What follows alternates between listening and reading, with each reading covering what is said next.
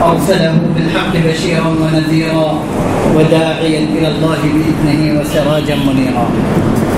أما بعد فأعوذ بالله من الشيطان الرجيم. بسم الله الرحمن الرحيم. ولولا أن يكون الناس أمة واحدة لجعلنا لمن يكفر بالرحمن لبيوتهم سقفا من فضة ومعارج عليها يظهرون ولبيوتهم أبوابا وسررا عليها يتكئون وزخرفا. وقال النبي صلى الله تبارك وتعالى عليه وسلم: بعثت إلى الأسود والأحمر، أو كما قال صلى الله تبارك وتعالى عليه وسلم. আমার মোহতারাম হাজিরিন এবং ভাই ও দোস্ত বুজুর্গ, এই দুনিয়ার প্রতিটা জিনিস ক্ষণস্থায়ী সময়ের জন্য এবং পরকালের প্রতিটা জিনিস চিরস্থায়ী সময়ের জন্য। পরকালে প্রতিটা জিনিস চিরকাল স্থায়ী হবে। আর আমরা এরকম দুর্বল এই মানুষ যে এই দুনিয়ার অল্প সময়ের কষ্টকে আমরা সহ্য করতে পারি না। আপনারা দেখতেছেন যে অল্প একটু গরম কত কষ্ট মনে হয়। যখন গরম শেষ হয়ে যাবে তো এটা শেষ হয়ে যাবে, কিন্তু এতটুকু সহ্য হচ্ছে না। দুনিয়ার ক্ষুধা অল্প সময়ের জন্য 2 লোকমা খাবার খেলে 1 গ্লাস পানি খেলে শেষ হয়ে যায়। পিপাসা লাগে 2 গ্লাস পানি খেলাম, শেষ হয়ে গেল। কিন্তু মৃত্যুর পরে যদি কষ্ট আসবে জীবনে, তাহলে সময় শেষ হয়ে যাবে, ওই জায়গায় সময় স্থির হয়ে যাবে, সময় চলবে না। এই জন্য ব্যথা ও কষ্ট স্থির হয়ে যাবে। সময় অতিবাহিত হওয়ার সাথে অবস্থা পরিবর্তন হয়ে যায়। মৃত্যুর পরে জীবন স্থির হয়ে যাবে। ব্যথা যদি আসবে তাহলে এটা যাবে না, সুখ যদি আসবে ওইটাও যাবে না। আল্লাহ তাবারক ওয়া তাআলা যদি ছায়া দিবেন তো ওইটা অনন্ত অসীম জীবনের জন্য, যদি আল্লাহ তাবারক ওয়া তাআলা গরমের মধ্যে দিবেন তো ওইটা অনন্ত অসীম জীবনের জন্য। তো আমরা তো দুনিয়ার কষ্ট সহ্য করতে পারি না, পরকালের কষ্ট কিভাবে সহ্য করতে পারবো? এই জায়গায় গরম সহ্য হয় না, কবরে গরম কিভাবে সহ্য করব? আর হাসরের গরম যেটা 50,000 বছরের দিন। আর আল্লাহ না করে কেউ যদি জাহান্নামে যেয়ে পড়বে তাহলে অনন্ত অসীম জীবনের জন্য আগুন। তো এই জাহান হোক ওই জাহান হোক, ইহকাল হোক পরকাল হোক, সমস্ত প্রয়োজন পুরা হওয়ার যে মাধ্যম সেটা হচ্ছে আল্লাহ তাবারক ওয়া তাআলার অনুগততা। কোরআন আমাদেরকে একটা চিন্তাধারা দেয় যে আল্লাহ তাবারক ওয়া তাআলা সব কিছু করেন এবং প্রতিটা জিনিসের উপর আল্লাহ তাআলা শক্তিধর। তো যিনি প্রতিটা জিনিসের উপর শক্তিধর, তো আমাদের ব্রেনও এটা বলে যে ওনার সামনে মাথা নত করা উচিত। এটা একটা চিন্তাধারা আমাদেরকে কোরআন দিতেছে। আরেকটা চিন্তাধারা কোরআন আমাদেরকে এটা দিতেছে যে দুনিয়া এবং আখিরাত, ইহকাল এবং পরকালের সফলতা, কামিয়াবি, সাকসেস এই দুনিয়ার সম্পদের সাথে সম্পৃক্ত না, তোমাদের কর্মের সাথে সম্পৃক্ত। তোমাদের ইজ্জত সম্মানিত হওয়ার যে মাধ্যম সেটা তোমাদের বাহিরে না, তোমাদের ভিতরে। তোমরা যে অপমানিত হবা এটা তোমরা বাহিরের জিনিস দিয়ে না, ভিতরের জিনিস দিয়ে এটা বাহিরে প্রকাশ পায়। তোমাদের কামিয়াবির আসবাব তোমাদের ভিতরে, বাহিরে না। তোমাদের নাকামির আসবাব এটা ভিতরে, বাহিরে না। তো এর উল্টা, এর মোকাবেলায় আজকে পুরো দুনিয়ার শিক্ষা, দুনিয়ার চিন্তাধারা আমাদেরকে একটা জিনিস শেখাচ্ছে, আমাদেরকে একটা চিন্তাধারা দিচ্ছে যে আমরা যা ইচ্ছা তাই করি। যদি আমাদের কাছে ক্ষমতা থাকে, সায়েন্সি শক্তি থাকে, যা ইচ্ছা করতে পারবো। আর যদি আমাদের ইজ্জত, সফলতা, কামিয়াবি আমাদের শক্তির সাথে, আমাদের ক্ষমতার সাথে, আমাদের অ্যাটমি পাওয়ারের সাথে, আমাদের টেকনোলজির সাথে, আমাদের সম্পদের সাথে। তো যেই জায়গায় এই দুই চিন্তাধারা বনে যায় আলাদা আলাদা, ওই জায়গায় দুইটা জীবন আলাদা আলাদা অটোমেটিক বনে যায়। যদি আমরা এটা বলি যে আমাদের আল্লাহকে রাজি করলে আমাদের কাজ ঠিক হবে, তাহলে আমাদের কাজের প্রাধান্যতা পরিবর্তন হয়ে যাবে। আমি আগে আল্লাহ তাবারক ওয়া তাআলার অনুগতটাকে আগে চিন্তা করব, নিজের প্রয়োজনকে পরে দেখব। আর যদি আমাদের চিন্তাধারা এটা হয় যে টাকা পয়সা হলে আমাদের সমস্যার সমাধান হবে, আমার হাতে ক্ষমতা আসলে আমার সমস্যার সমাধান হবে, তাহলে আমাদের প্রাধান্যতা পরিবর্তন হয়ে যাবে। তখন আমি দুনিয়ার টাকা পয়সা, দুনিয়ার ক্ষমতাকে আমি আগে রাখবো এবং শরীয়ত আর ইসলামকে আমি পিছনে করে দেব। যে ব্যক্তি আল্লাহকে সামনে রাখবে সে আনেওয়ালা বাধাকে দূর করে আগে বাড়তে থাকবে আল্লাহর দিকে। আর যে ব্যক্তি দুনিয়ার টাকা পয়সা সম্পদ ক্ষমতাকে উদ্দেশ্য বানাবে সে রাস্তার মধ্যে ইসলাম এবং শরীয়তকে নষ্ট করে করে আগে বাড়তে থাকবে।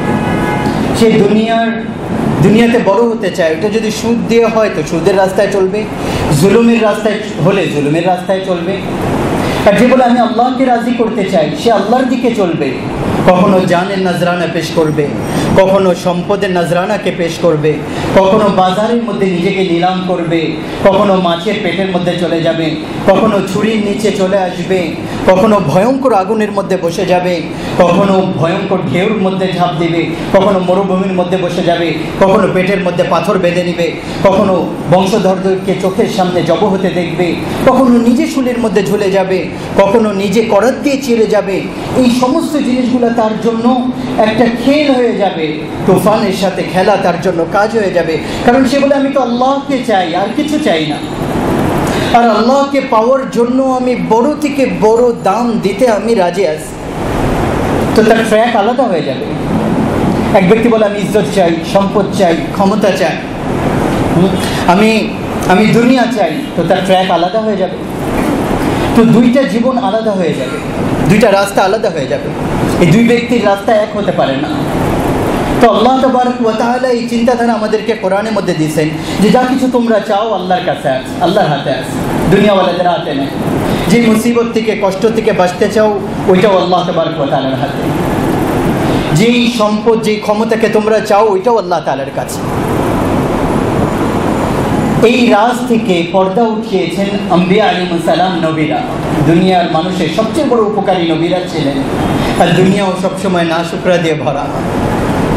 দুনিয়ার মানুষ সিকান্দার বাদশার নাম তো মনে রেখেছে, চেঙ্গিজ এবং তৈমুর খানের নাম আর ইংরেজদের নাম তো মনে রেখেছে, এবং দুনিয়ার বাদশাদের নাম তো মনে রেখেছে, কিন্তু দুনিয়ার সবচেয়ে বড় উপকারী যারা ছিলেন তাদের নাম পর্যন্ত আজকে দুনিয়ার মানুষ ভুলে গেছে। এখন তো যে নামগুলো কোরআনে আছে নবীদের, ওই নামগুলোও আমাদের মুসলমান ভাইদের মনে নেই। কমসে কম 25টা নাম তো মুখস্থ করে নিতাম। কোরআনের মধ্যে 25 জন নবীর নাম নিয়ে আলোচনা করেছে। কমসে কম এই 25 জনের নাম তো মুখস্থ করে নিতাম যে ইনারা হচ্ছেন এই জগতের সবচেয়ে মানুষের সবচেয়ে বেশি উপকার চেয়েছে, যারা মানুষকে অনন্ত অসীম আযাব থেকে বাঁচানোর জন্য নিজেদের সব কিছু লাগিয়ে দিয়েছে। কেউ যদি একটা নতুন টিকা আবিষ্কার করে তার কত প্রশংসা হয়, কেউ হসপিটাল বানিয়ে দেয়, কেউ নতুন ঔষধ আবিষ্কার করে, কারেন্ট আবিষ্কার করেছে। হ্যাঁ, আর সায়েন্সই নতুন আবিষ্কার যদি কেউ করে তো তাকে নোবেল পুরস্কার দেওয়া হয়, তার জন্য জমিন আসমানে প্রশংসা করা হয়। আর যারা মানুষকে জীবনের উদ্দেশ্যের ব্যাপারে বলেছেন আর অনন্ত অসীম কষ্ট থেকে বাঁচানোর জন্য নিজেদের সব কিছু লাগিয়ে দিয়েছেন, তাদের নামও আমরা ভুলে দিয়েছি। যেগুলো কোরআনে আছে সেগুলোও জানি না, যেগুলো হাদিসে পাকে আছে সেগুলোও জানি না।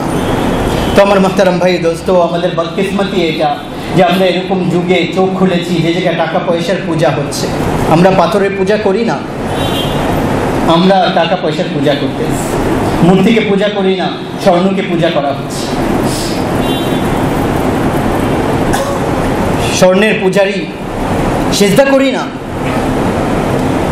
অন্তর ওইদিকে ঝুঁকে আছে, অন্তরের সিজদা ওইদিকে আছে। তো আল্লাহ তাবারক ওয়া তাআলা আমাদেরকে একটা চিন্তাধারা কোরআনে এটা দিতেছেন, আল্লাহ তাআলা সব কিছু করেন। ফাআলুল লিমা ইউরিদ, শুনে রাখো তোমাদের আল্লাহ যেটা চান সেটা করে। আলা কুল্লি শাইইন কাদির, প্রতিটা জিনিসের উপর শক্তিধর। ইয়াফআলু মা ইয়াশা, যা চান উনি করেন। দুনিয়ার বড় বেকুফ ব্যক্তি সে যে বলে আমি যা ইচ্ছা তাই করতে পারি, আমি যা ইচ্ছা তাই করতে পারি। এর থেকে বড় বোকা আর কে হতে পারে? আচ্ছা ভাই, তুমি নিজের বার্ধক্যতাকে থামিয়ে দেখাও। তুমি যা ইচ্ছা তাই করতে পারো, বার্ধক্যতা আসতেছে এটাকে থামিয়ে দেখাও।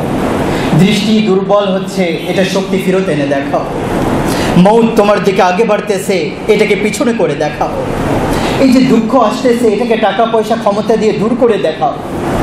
তোমার অন্তরে খালি অবস্থা আসবে, এই খালি অবস্থাকে কোনো স্বর্ণ রূপা ডায়মন্ড দিয়ে পুরা করে দেখাও, কোনো মজলিস দিয়ে পুরা করে দেখাও, কোনো সুন্দর দৃশ্য সুন্দর জায়গায় যে মনের অন্ধকারকে দূর করে দেখাও। তাহলে আমরা তোমারও মেনে নেব, হ্যাঁ, যে হ্যাঁ আমরা যা ইচ্ছা তাই করতে পারি। আল্লাহ বলতেছেন আমি যা চাই তা করি। তারপর এটার উপর আল্লাহ তাআলা কোরআনে ঘটনা আনেন একদম বাহ্যিকের বিপরীত। আল্লাহ তাআলা নিজের শক্তি দেখান। দুনিয়ার মানুষ এটা দেখে যে আগুন জ্বালায়, ইব্রাহিম আলাইহিস সালাম আগুনের উপরে পৌঁছে গেছেন, আর ফেরেশতারাও পেরেশান, উনি জ্বলে যাবে। জিবরাইল আলাইহিস সালামও বলতেছেন সাহায্য প্রয়োজন তো, আমি চলে আসছি, চান তো। এদিকে পানির ফেরেশতা, ডান দিকে জিবরাইল আলাইহিস সালাম, মধ্যখানে ইব্রাহিম আলাইহিস সালাম আগুনের দিকে পড়তেছে। এরকম উঠলেন, উলঙ্গ শরীর, হাত পাও বাঁধা। যখন জিবরাইল আলাইহিস সালাম দেখলেন ইব্রাহিম আলাইহিস সালাম কিছু বলতেছেন না, তো উনি নিজেই বললেন, আপনার কোনো প্রয়োজন নেই কিছু? আপনি দেখতেছেন না আপনি কোথায় যাচ্ছেন? বললেন, হ্যাঁ প্রয়োজন তো আছে, কিন্তু তোমার সাহায্যের প্রয়োজন নাই, আল্লাহর সাহায্য প্রয়োজন আছে, যিনি আমাকে দেখতেছেন। তো আল্লাহ তাআলা কি করলেন? ইয়া নারু কুনি বারদান ওয়া সালামান আলা ইব্রাহিম। আল্লাহ তাআলা আগুনের মধ্যে থেকে জ্বালানোর শক্তিকে ফেরত নিয়ে নিলেন। পুরো দুনিয়ার কেমিস্ট্রি জ্ঞানকে আল্লাহ তাআলা ফেল করে দিলেন। কেমিক্যাল রিয়াকশন না হয়, আগুন আর গোশত মিলে, আর তার মধ্যে কেমিক্যাল রিয়াকশন না হয়, আগুন না জ্বালায়, এটা কিভাবে হতে পারে? দুনিয়ার কেমিস্ট্রি জ্ঞানকে আল্লাহ তাআলা ফেল করে দেখিয়ে দিলেন। তারপর আরেকটা ঘটনা আল্লাহ তাবারক ওয়া তাআলা কি দেখালেন? ইব্রাহিম আলাইহিস সালাম আগুনের মধ্যে, যে ওই জায়গায় আগুনের ভিতরে একটা পানির ঝর্ণা, আর তার সাথে একটা আনারের গাছ। আর ওই গাছ আস্তে আস্তে 6 মাস 1 বছরে বড় হয় নাই, কয়েক সেকেন্ডে বড় হয়ে গেছে। ওদিকে পাতা, সাথে সাথে তার মধ্যে আনার লেগে গেছে, আগুনের মধ্যে সবুজ গাছ আর ফলদার, আর কয়েক সেকেন্ডে এটা পরিপূর্ণ বড় হয়ে ফলদার হয়ে যাওয়া। সমস্ত বটনির জ্ঞানকে আল্লাহ তাআলা ফেল করে দিলেন। যেটা আল্লাহ তাবারক ওয়া তাআলা চান ওইটাই আল্লাহ তাআলা করে দেন। আল্লাহ তাআলা দেখাচ্ছেন। এখন এই ঘটনাগুলোকে সামনে রেখে কোরআনের ঘটনাগুলোকে চিন্তা করেন। ইউনূস আলাইহিস সালামকে মাছ পেটে নিতেছে, মরতেছেন না, মৃত্যু আসতেছে না। ইসমাইল আলাইহিস সালাম ছুরির নিচে আসছেন, কাটতে পারতেছেন না। সমুদ্রের কিনারায় দাঁড়িয়ে আল্লাহ তাবারক ওয়া তাআলা লাঠি মারাচ্ছেন। লাঠি কি করতে পারে পানির সাথে? 12টা রাস্তা বানিয়ে ওনাদেরকে পার করে দিলেন, আর ফেরাউনকে তার মধ্যে ডুবিয়ে দিলেন তার সৈন্যসহ। কেনান শহরের কুয়ার মধ্যে পৌঁছিয়ে জেলে, তারপরে ওইখান থেকে সিংহাসনে বসিয়েছেন ইউসুফ আলাইহিস সালামকে। মরুভূমির মধ্যে হাজরা আলাইহিস সালাম আর ইসমাইল আলাইহিস সালাম আর মূসা আলাইহিস সালামের জাতিকেও 40 বছর খাওয়িয়েছেন। আর মরিয়ম আলাইহিস সালাম এরকম মহিলা যাকে তার পরপুরুষ ওনার ছায়াও দেখে নেই, আর ওনাকে আল্লাহ তাআলা ছেলে দিয়ে দেখাচ্ছেন। আর দুনিয়াতে একটা বাচ্চা আসা, পুরুষ মহিলার একটা মেলাপ, আর লম্বা চওড়া একটা কাজ, আর তারপরে 9 মাস মায়ের পেটের মধ্যে, তারপরে দুনিয়াতে মানুষ আসে। কিন্তু এদিকে কি হলো? জিবরিল আলাইহিস সালাম আসলেন, আর ওনার এরকম হাত ধরলেন, শরীরে হাত লাগান নাই, এখান থেকে ধরে ফু দিলেন। এই ফু পড়লো ওনার হাতের মধ্যে, আর 9 মাসের বাচ্চা পেটের মধ্যে কয়েক মিনিটে তৈরি হয়ে গেল, আর 9 মাসের পুরা হয়ে ব্যথা শুরু হয়ে গেল, আর কয়েক ঘন্টা পরে ওই বাচ্চা দুনিয়াতে চলে আসছে, ঈসা আলাইহিস সালাম। এই ঘটনা শুনে আল্লাহ কি বলতে চাচ্ছেন? আল্লাহ তাআলা সব কিছু করেন। আল্লাহর কিছু করার জন্য কিছু করার দরকার হয় না। আমাদের চিন্তাধারা কি টাকা পয়সা দিয়ে সব কিছু হয়? কোরআন কি বলে? আল্লাহ তাআলা সব কিছু করেন। তো যখন আল্লাহ তাআলা সব কিছু করেন, তো ওনার করার নিয়ম কি? কখন করেন? কি করলে আল্লাহ তাআলা সম্মানিত করেন, আর কি করলে আল্লাহ তাআলা সম্মানিত করেন? কি করলে আল্লাহ তাআলা রাজি হন, আর কি করলে আল্লাহ তাআলা নারাজ হন? এখন এরপরে আল্লাহ তাআলা কোরআন আমাদেরকে দ্বিতীয় চিন্তাধারা দিতেছেন, আমাদেরকে এই কথা বোঝাচ্ছেন যে তোমাদের সফলতা এবং নাকামি, ধ্বংসের কারণ কি, আসল সম্মানিত হওয়া অসম্মানিত হওয়ার আসল কারণ কি? তো আল্লাহ তাবারক ওয়া তাআলা হাদিসে কুদসির মধ্যে বলতেছেন, ইন্নী ইযা উতি'তু রাদিত ওয়া ইযা রাদিতু বারাকতু ওয়া লাইসা লি বারাকাতি নিহায়া। আমার বান্দা, আমার বান্দি, এই ধানমন্ডিওয়ালারা, তোমরা যদি আমার মানবা, আমি তোমাদের উপর রাজি হয়ে যাব। যখন আমি আল্লাহ রাজি হব, বরকতের দরজা খুলে দেব, আর তখন আমার বরকতের আর কোনো সীমানা থাকবে না। এটা একটা কানুন আসলো। দ্বিতীয় কানুন কি? ওয়া ইন্নী ইযা উসিতু গাদিবতু, যখন আমার মানবা না, তখন আমি আল্লাহ নারাজ হই। ওয়া ইযা গাদিবতু লাআনতু, আর যখন আমি আল্লাহ নারাজ হই, তখন আমার লানত তোমাদের উপর বর্ষণ হয়। ওয়া ইন্নাল লা'নাতা মিন্নী তাবলুগু সাবি'a মিনাল ওয়ালদ, তখন আমার লানত, আমার আযাব তোমাদের 7 বংশ পর্যন্ত চলতে থাকে। এটা তো আমি আপনাদেরকে হাদিস শোনালাম। এখন কোরআন কি বলতেছেন? লাউ আন্না আহলাল কুরা আমানু ওয়াত্তাকাউ। বাংলাদেশওয়ালা, পুরো পৃথিবীর মানুষ, 2টা কাজ করো, ঈমান পাকা করো আর আল্লাহকে ভয় করো, তাকওয়া বানাও। আল্লাহকে ভয় করো, ঈমান বানাও। তোমরা বিল্ডিং বানিয়েছো, তোমরা রাস্তা বানিয়েছো, পার্ক বানিয়েছো, হোটেল বানিয়েছো, ফ্যাক্টরি বানিয়েছো, সব কিছু তোমরা বানিয়েছো, কিন্তু তোমরা বাংলাদেশ থেকে অপমানিত হওয়াকে বের করতে পারো না। তো একটা নুসখা আল্লাহর নাম, যে তোমরা কি করবা, আমানু ওয়াত্তাকাউ, দুইটা কাজ করো, ঈমান বানাও, তাকওয়া বানাও, আল্লাহকে ভয় করো। কি হবে তাকওয়া? কি? আল্লাহকে ভয় করে চলো, ওনার গুনাহ থেকে বাঁচা, সাদা অর্থ। তো তোমার আল্লাহ কি করবেন? লাফাতাহনা আলাইহিম বারাকাতিম মিনাস সামাই ওয়াল আরদ, আল্লাহ বলেন আমি আসমান থেকেও বরকত অবতীর্ণ করব এবং জমিন থেকেও বরকত নির্গত করব। কি করবা? ইস্তাগফিরু রাব্বাকুম, আল্লাহ তাবারক ওয়া তাআলার দরবারে তওবা করো। কি হবে? ইন্নাহু কানা গফফারা, উনি গফুরুর রহিম, তোমাদের তওবাকে কবুল করবে। আর তোমরা ওনার অনুগততার মধ্যে চলে আসো। তারপরে কি হবে? ইউরসিলিস সামাআ আলাইকুম মিদরারা, তোমাদের উপর বারিশ সময়, বৃষ্টি সময় মতো হবে। যখন দরকার নেই তখন বন্ধ হয়ে যাবে, আর যখন প্রয়োজন তখন বৃষ্টি শুরু হয়ে যাবে। আর কি হবে? ওয়ায়ুমদিদকুম বিআমওয়ালিন ওয়া বানিন, তোমাদের সম্পদকে বাড়িয়ে দিবেন, তোমাদের বাচ্চা এবং তোমাদের সম্পদ দিয়ে তোমাদেরকে সাহায্য করবেন। আজকের বাচ্চারা তো মা বাবার মাথা ব্যথা হয়ে গেছে, আল্লাহ তাআলা বলতেছেন আমার মানো, তোমাদের বাচ্চারা তোমাদের চোখের ঠান্ডা হয়ে যাবে। আজকে টাকা পয়সা কামিয়েও ব্যবসায়ী এবং ধনী ব্যক্তি নিজের ভিতরে একটা খালি অবস্থা অনুভব করে। আজকের গরিবও নিজের ভিতরে একটা খালি অবস্থা অনুভব করে। তো আল্লাহ তাআলা বলতেছেন তোমাদের মাল, তোমাদের সম্পদ তোমাদের কাজে আসবে, তোমাদের বাচ্চারা তোমাদের কাজে আসবে। আর কি হবে? তোমাদের জন্য জমিনকে ফসলাদি দিয়ে পরিপূর্ণ করে দিব। ওয়াজআল লাকুম আনহারা, তোমাদের জন্য ঝর্ণা প্রবাহিত করব। তো এরপরে কথা আল্লাহ তাআলা বললেন, যদি ফরমাবরদার হবা, আমাকে মানবা, আমি তোমাদের উপর এরকম রহমতের দরজাকে আমি খুলে দেব। লা আকালু মিন ফাওকিহিম ওয়া মিন তাহতি আরজুলিহিম, তোমাদের উপর থেকেও রিজিক বর্ষিত হবে, আর জমিনও তোমাদের জমিন তোমাদেরকে সময় মতো নির্গত করে দেবে। আর আল্লাহ তাবারক ওয়া তাআলা রাজি হয়ে তোমাদের অবস্থাকে ঠিক করে দিবে। দুনিয়ার একাডেমি শক্তি আল্লাহকে তো হারাতে পারবে না কখনো। মানুষ বেচারার কি শক্তি আছে? আল্লাহ তাআলা যদি বাতাস একটু বেশি করে দেন, সব ধ্বংস হয়ে গেল। আল্লাহ যদি বাতাস শেষ করে দেন, সব গেল। পানিকে শেষ করে দিলে সব কিছু গেল। এই জমিনের ভিতরে একটা টান আছে, এটাকে শেষ করে দেন, সব কিছু গেল। সূর্যকে বের হতে না দেন, সব কিছু গেল। সূর্যকে ডুবতে না দেন, সব কিছু গেল। এই জমিনকে একটু হিলিয়ে দেন, যেরকম কয়েকদিন আগে হিলিয়েছেন, সব কিছু গেল। আমরা আমাদের জীবনের প্রতিটা মুহূর্তে আল্লাহ তাআলার মুখাপেক্ষী। তো আল্লাহ তাবারক ওয়া তাআলা আমাদের দ্বিতীয় চিন্তাধারা বানাচ্ছেন, আমাকে মানো, আমি রাজি হয়ে যাব, তোমাদের সমস্যা সমাধান করে দেব, তোমাদের কাজ ঠিক হয়ে যাবে। আর না মানলে কি হবে? আল্লাহ তাবারক ওয়া তাআলা এর উল্টা বলেন,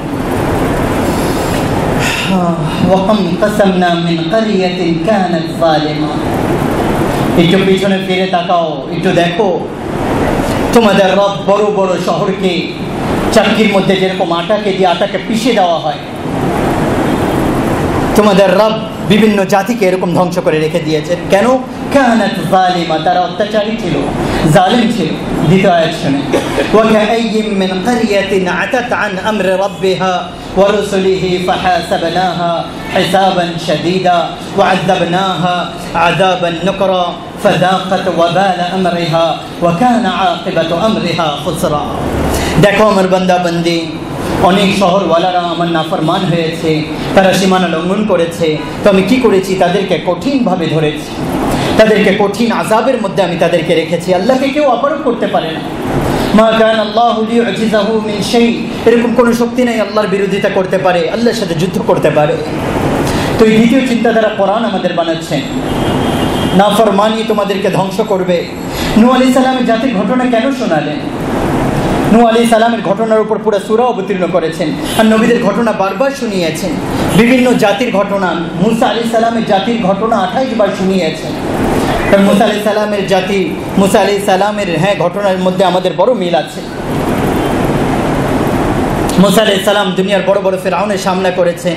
তো আল্লাহ তাআলা বারবার ফিরআউনের ঘটনা শুনিয়ে আমাদেরকে এই সান্ত্বনা দিতেছেন, তোমরা যদি আমার কথা মানবা, অনুগততা স্বীকার করবা, তো যেরকম মিশরের ফিরআউনকে তোমার আল্লাহ ধরেছেন, আজকের ফিরআউনদেরকেও ধরা তোমার আল্লাহর জন্য কোনো কঠিন না। যেরকম আল্লাহ তাবারক ওয়া তাআলা মিশরে কারুনকে ধরেছেন, আজকের কারুনদেরকে ধরা আল্লাহর জন্য কোনো কঠিন না। যেরকম আল্লাহ তাবারক ওয়া তাআলা বাবুলের নমরুদকে ধরেছেন, আজকের নমরুদদেরকে ধরা আল্লাহ তাবারক ওয়া তাআলার জন্য কোনো কঠিন না। কিন্তু আল্লাহ তাবারক ওয়া তাআলা শর্ত পুরা করো, ওটা কি? ফাফিরু ইলাল্লাহ, আল্লাহর দিকে দৌড়াও, আল্লাহকে রাজি করাও, আল্লাহকে রাজি করাও। আমার মুহতারাম ভাই দোস্ত, আসলে আমি এখানকার ইমাম না, এলাকারই ছেলে। আপনাদের ধানমন্ডিতেই থাকি, 54 সাল থেকে আমরা এখানে আছি। দাদা বাবা সবারই।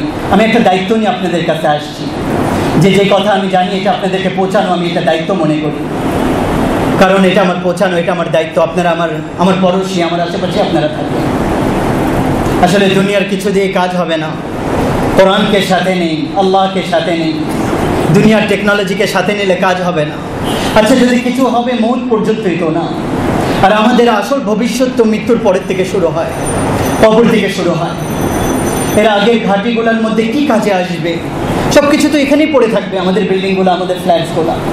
আর এখান থেকে মানুষ যায় কবরের মধ্যে শুয়ে পড়তেছে, নামও মিটে যায়, তাদের জিন্দগিও মিটে যায়। এই জন্য আমার মুহতারাম ভাই দোস্ত, আল্লাহকে রাজি করি, আল্লাহকে। আল্লাহ তাবারক ওয়া তাআলার পক্ষ থেকে যে ধ্বংসের ফয়সলা হয় আর আল্লাহ তাআলা যে ধরেন, ওইটার কারণ আমাদের গরিবই না, আমাদের শক্তির কম না, খরচ আমাদের উপর অনেক বেশি হয়ে যাওয়া না। আমাদের এই চিন্তাধারা বানানো হয়েছে যে আমাদের উপর অনেক কর্জ, কেন আমাদের অবস্থা খারাপ হয়ে গেছে, আমাদের উপর অনেক বড় মুসিবত, কেন আমাদের কাছে শক্তি নাই। আমি এটা বলতেছি যে আমাদের উপর বড় মুসিবত আসছে, শুধু আমাদের উপর না, পুরো দুনিয়ার সমস্ত মানুষের উপর বড় মুসিবত আসছে। কারণ আজকে 95% মুসলমান নামাজ ছেড়ে দিছে, 95% মুসলমান নামাজ ছেড়ে দিছে। 100 ভাগের 99 যদি বলি ভুল হবে না হয়তো বা, কামাইয়ের মধ্যে হালাল হারাম কোনো পার্থক্য করতেছে না। 1000-এর মধ্যে একজনকে পাওয়া যায়। সুদি ব্যবসার মধ্যে ডুবে গেছি, ঘুষের মধ্যে ডুবে গেছি, জুয়ার মধ্যে হারিয়ে গিয়েছি, শরাব আর মদের মধ্যে আর জিনার রাস্তার মধ্যে চলে পড়ছে উম্মত। আজকে গান বাজানো আর তার মজলিসের দিকে দৌড়াচ্ছে। আল্লাহ তাআলা নাফরমান হচ্ছে, রোজাও ঠিক মতো রাখতেছে না। আল্লাহ তাআলা কোটি টাকা দিতেছেন, 1 টাকা আল্লাহ তাআলার নামে যাকাতে খরচ করতেছে না। এগুলো আমাদের ধ্বংসের কারণ, এগুলো আমাদের বরবাদির কারণ। আমরা আল্লাহকে নারাজ করে বসে আছি আজকে। এই জন্য আমার মুহতারাম ভাই দোস্ত, আমি সবসময় এই কথাগুলো বলি, আপনাদের এখানেও আসি মাঝে মাঝে, এখানেও বলি যে বেশিরভাগ লিখনেওয়ালা আর আমরা খতিব যারা আছি, আমরা আমাদের সরকারকে গালি দেই, হ্যাঁ পুলিশদেরকে গালি দেই, তারা এরকম করে, ওনারা এরকম করে, হ্যাঁ আর্মি এরকম, হ্যাঁ এমপিরা এরকম, তারা এরকম, তারা খারাপ, তারা এইটা করে। আরে এই সব কথা শুনে এরকম মনে হয় যে সমস্ত দোষ শুধু যারা ক্ষমতায় আছে ওনাদের, আর ওই জায়গায় অফিসার যারা আছে তারা। আর আমরা তো বড় মাসুম, আমাদের কোনো গুনাহ নাই, আমরা তো অনেক মজলুম, আমরা কিছুই করি নাই, যা কিছু করতেছে তারাই করতেছে। সমস্ত বরবাদি তাদের কারণে, সমস্ত আযাব তাদের কারণে। না না না না আমার ভাই দোস্ত, আমি কারো পক্ষ নিয়ে কথা বলতে চাচ্ছি না, একটা জিনিস বোঝানোর জন্য বলতেছি। একটা হাদিস বলি, আল জাফা কুল্লাল জাফা, জুলম এবং অনেক বড় জুলুম, অত্যাচার এবং অনেক বড় অত্যাচার। একটা জুলুমের কথা বলতেছি যেটাকে আজকে কেউ জুলুম মনে করে না।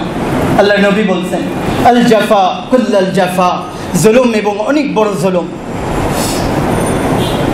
মুনাফিকি এবং অনেক বড় মুনাফিকি। তো সাহাবাদের কান দাঁড়িয়ে গেল যে কাকে বলতেছেন বড় জালেম, কাকে বলতেছেন বড় মুনাফিক? তো আল্লাহ রাসূল সাল্লাল্লাহু আলাইহি সাল্লাম বললেন, যে ব্যক্তি আযান শুনে আর মসজিদের দিকে নামাজে না আসে। আজকে আমাদের ঘরগুলো জালেম দিয়ে ভরা, মাফ করবেন আমাকে, আমার ঘরে একই অবস্থা। আমাদের ঢাকা শহর, হ্যাঁ পুরা Bangladesh, America, Europe, Australia, China, হ্যাঁ জাপান আর এশিয়া, সব জালিম দিয়ে ভরা। আমাদের এই জুলুমের সাজা কে ভোগ করবে? শুধু ক্ষমতায় যারা আছে ওনারা জালেম না, হ্যাঁ আমরাও জালিম যে আমরা বলতেছি আমরা কোনো জুলুম করি নাই। এর থেকে বড় জুলুম আর কি হইতে পারে যে মাথা আল্লাহ তাবারক ওয়া তাআলার দরবারে নত হওয়া ছেড়ে দিয়েছে? এর থেকে বড় জালেম আর কে হইতে পারে যে আল্লাহ তাকে নিজের ঘরের দিকে ডাকে আর তার ঘরের দিকে না আসে? আমি কোনো কারো উকালতি করতেছি না, কিন্তু আমি একটা কথাকে মিডলে আনার চেষ্টা করতেছি। শুধু ওনারাও দোষী না, আমরাও দোষী। আমরা গরিব ধনী সর্বস্তরের মানুষ, আমাদের সবার তওবার প্রয়োজন, আমাদের সবার তওবার প্রয়োজন। যখন মাদেরকে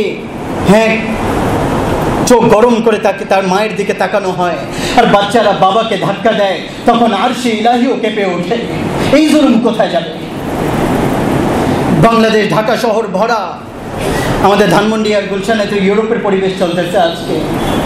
বুড়া মাদেরকে কেউ জিজ্ঞাসা করে না, বুড়া বাবাকে কেউ জিজ্ঞাসা করে না। কামাই চক্করের পেছনে এরকম পড়েছি শুধু টেলিফোনের মধ্যে, মোবাইলের মধ্যে। আর মা বাপ কিরকম সম্পদ যে আল্লাহ তাআলার নবী বলেছেন যে সকালবেলা যে মা বাবার জিয়ারত করবে একবার দেখে নেবে, খেদমত করে নেই সে কোনো, আর প্রয়োজনও তাকে জিজ্ঞাসা করে নাই, এটা তো তার পরের স্তর। শুধু যায় তাদের জিয়ারত করে মা বাবার, তো ওই ব্যক্তির জন্য, ওই সন্তানের জন্য ওই দিন জান্নাতের 2টা দরজা খুলে দেওয়া হয়। আর যখন মাদেরকে ধাক্কা দিয়ে দেওয়া হয়, আলতামিদাল আমাদু রাব্বাতাহা, হায় হায়। জিবরাইল আলাইহিস সালাম জিজ্ঞাসা করেছিলেন, ইয়া রাসূলুল্লাহ কিয়ামত কবে আসবে? তো আমাদের নবী বলেছিলেন, তুমি যখন দেখবা যে বাচ্চারা মাদের সাথে চাকরের মতো ব্যবহার করবে, তো বুঝে নিবা যে সময় চলে আসছে।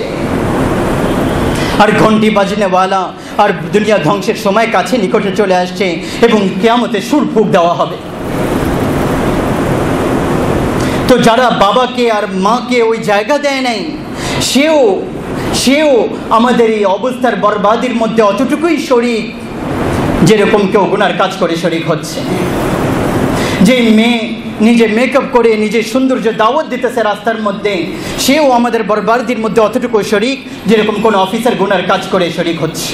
যে নওজওয়ান যুবকের হাতের মধ্যে কোরআনের পরিবর্তে গিটার চলে আসছে, আর তার আওয়াজ কোরআনের পরিবর্তে গান চলতেছে, আর বাজারের মধ্যে মাপ তোলে ওজনে কম দিতেছে, আর সে যখন মানুষের প্রয়োজন তখন জমা করে নিতেছে, পরে বেশি দামে বিক্রি করতেছে। আর যে জিনিসকে গায়েব করে তার দাম বাড়িয়ে দিচ্ছে, আর শরাবকে আর মদকে ঘরের মধ্যে পৌঁছাচ্ছে আর বিক্রি করতেছে। আর যে মেয়ে নুপুর পরে বাজারের মধ্যে নেচে পুরা লজ্জাকে আগুন লাগিয়ে দিচ্ছে, আর বাজারের মধ্যে ইজ্জতকে নিলাম করতেছে। আর যারা ওইটাকে বসে দেখতেছে আর মজা নিচ্ছে, আর তারা ওইটাকে তারা তাহজিবের নাম দিতেছে, আর ওইটাকে আদালতের উকিল খুনিকে খুনি জেনেও তাকে 1 লাখ 10 লাখ নিয়ে তার মোকদ্দমা তো লড়ার জন্য কমর কেসে নিচ্ছে, যে আমি তোমার মোকদ্দমা লড়বো, তোমার কেস নেব।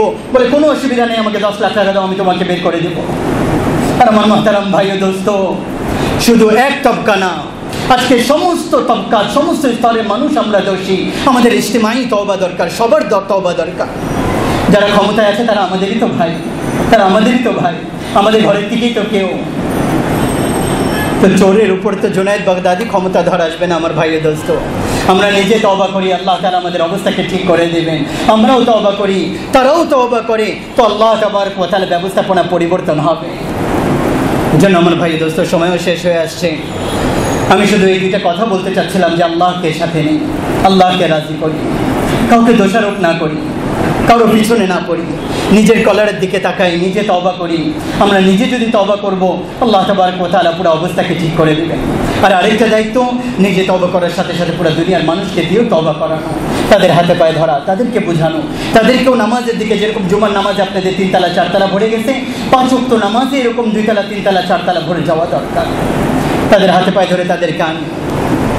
আমি 7 নম্বর মসজিদে লেখে পারি, ওখানে নামাজ পড়ি। গুলশান আজাদে মাঝে মাঝে জুমা পড়ে, ওই জায়গায় আমি তাদেরকে বলি যে আপনাদের এখানে 11,000 মানুষ নামাজ পড়ে, 11,000 মানুষ নামাজ পড়ে। ফজর নামাজে কেন 200-300 মানুষ? কেন 200-300 মানুষ? তারা কি আমাদের ভাই না? তারা কি আমাদের ঘরে থাকে না? তো তাদেরকে আনা কাদের দায়িত্ব? এটা আপনার আমার দায়িত্ব। এই জন্য এই দাওয়াতের দায়িত্বকে পুরা করার নিয়ত করি, করবো না ইনশাআল্লাহ, চেষ্টা করবো না ইনশাআল্লাহ। নিজেও তওবা করি, কমসে কম আজকে এখান থেকে তওবা করে তো উঠি। কে কি গুনাহ করতেছেন এটা আপনি জানেন, আমি কি গুনাহ করতেছি এটা আমি জানি, আপনারা জানেন না। তো নিজের গুনার উপর অনুতপ্ত হয়ে আল্লাহর কাছে তওবা করি, আল্লাহ তাবারক ওয়া তাআলা মাফ করার জন্য অপেক্ষা করতেছেন। এজন্য তওবা করতেছেন না ইনশাআল্লাহ?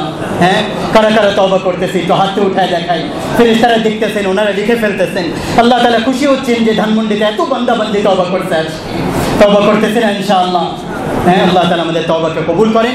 যে কথাগুলো বলা হলো, শোনা হলো, আমল করার তৌফিক দান করেন। ওয়া আখির দাওয়ানা আলহামদুলিল্লাহি রাব্বিল আলামিন।